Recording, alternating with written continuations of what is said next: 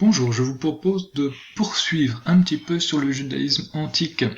La fois précédente, nous avions vu que, après avoir été battus par les Romains en Palestine, les Juifs ont été expulsés de leur pays. Et certains se sont réfugiés un peu partout dans la Méditerranée, emportant avec eux leur religion, à laquelle ils n'ont pas renoncé. Ils se sont dispersés et ils ont créé un peu partout des communautés juives. Alors aujourd'hui, il y a encore des juifs un peu partout dans le monde. Dans l'Antiquité, jusqu'à la destruction du temple, le temple est le principal lieu de culte des juifs. De ce temple, il ne reste plus grand-chose, il reste juste ce mur, que je vous avais déjà présenté, que l'on appelle le mur des lamentations, et devant lequel viennent prier les juifs qui habitent ce pays, qui est autour de Jérusalem, qu'on appelle Israël, qui est un pays juif, où il y a beaucoup de juifs, et viennent aussi y prier des juifs qui viennent d'autres pays, des Français qui sont juifs, des Anglais qui sont juifs, que sais-je encore. Alors justement, dès l'Antiquité d'ailleurs, après la destruction du temple, les juifs ont commencé à se réunir dans des lieux qu'on appelle des synagogues. Là, c'est une synagogue, c'est la synagogue d'Amiens.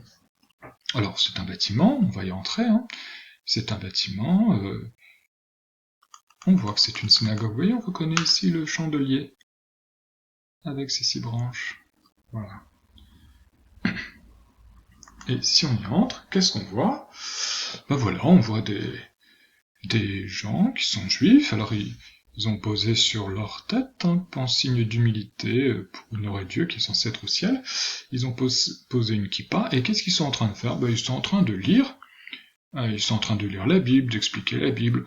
Ça sert à ça. Dans la synagogue, on parle de la Bible, de toutes ces histoires dont nous avons parlé, et des règles qu'il faut respecter pour être un bon croyant.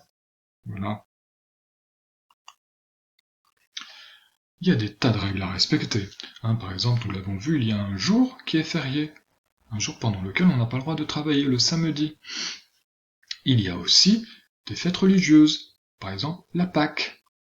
C'est ce qui a donné la fête de Pâques, que nous célébrons, nous. Pâques, c'est une fête chrétienne, on va le voir après, mais à l'origine, c'est une fête juive.